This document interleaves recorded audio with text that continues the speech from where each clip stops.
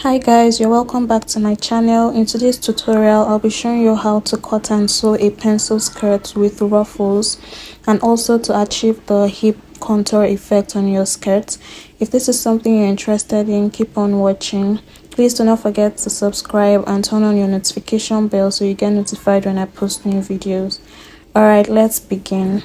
Be marking out a starting line of 1/2 inch, which will be my waistline, and then go ahead to mark my waist to hip length, which is 8 inches. Next, I'll be marking my waist to skirt length, which is 19 inches. So now you can see I have my horizontal lines for each point. Next, I'm going to mark in my round measurements for each of them. I'm going to mark my waist measurement divided by 4, and I'll be adding 1 inch seam allowance. I won't be adding darts on this skirt.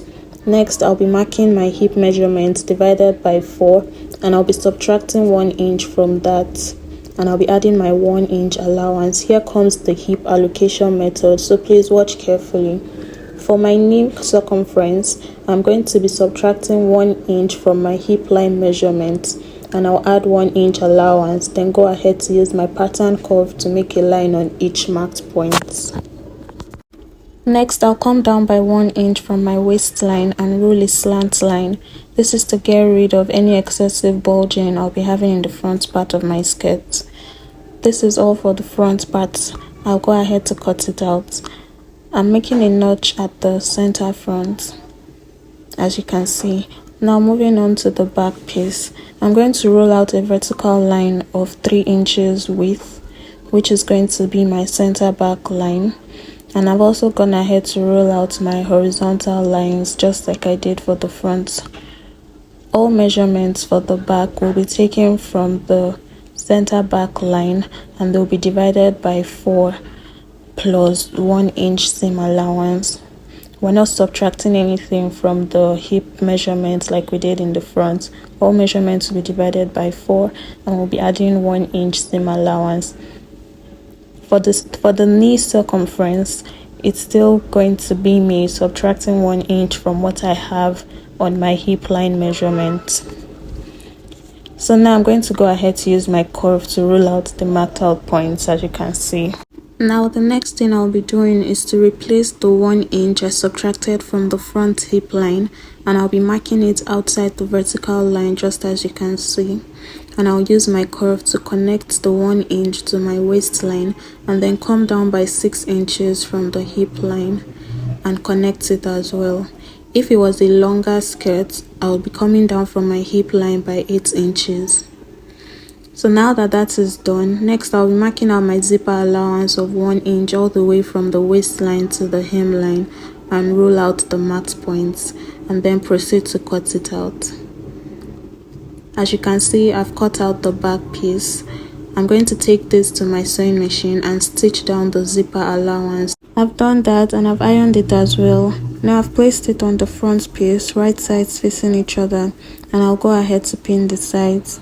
Make sure to spread it out before you pin, especially at the hip line area. As you can see, it's giving some puffiness over there. And then I'll use my body measurements to shape it and stitch on my machine. About the shaping, now you're not going to divide your body measurements by 4, you're going to divide it by 2.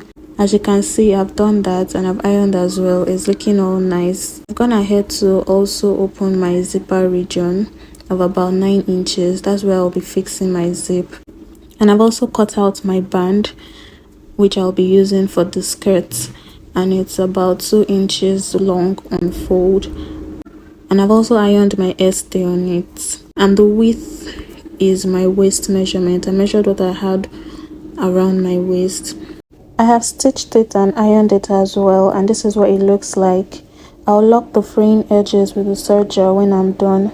Now I'm going to go ahead to fix my zip. This is what it looks like after I'm done fixing my zip. It's neat and nice. I've also opened up a slit at the end of about 5 inches long, as you can see, and I've also gone ahead to cut out the band for my ruffle. It is 7 inches long on fold, which is 14 inches when you open it up. And for the width I measured what I had around the hemline of my skirt and multiplied it by 2. So I'm going to go ahead to stitch the open edge with 0.5, which I have done now, and I'll turn it inside out and iron.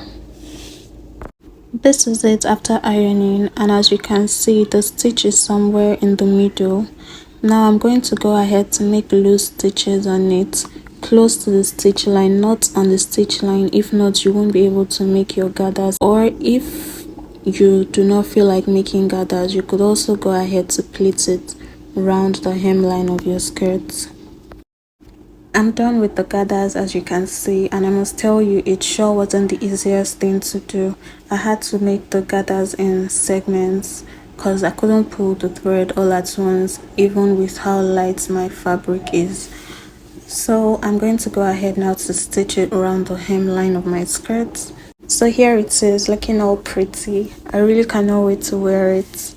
So for the back, I've gone ahead to fold the edge of the ruffles into the slits, just as you can see, and I've gone ahead to pin it down. So I'll just go to my machine and then stitch it down as well to give it that neat finish. And I would use a serger to lock up any fraying edges afterwards. And this is the skirt after I was done. Alright guys, this is the end of today's tutorial. If you have any questions, please do leave it in the comment section for me. Please do not forget to subscribe, like, share. Thank you so much for watching. I'll see you in my next video. Bye.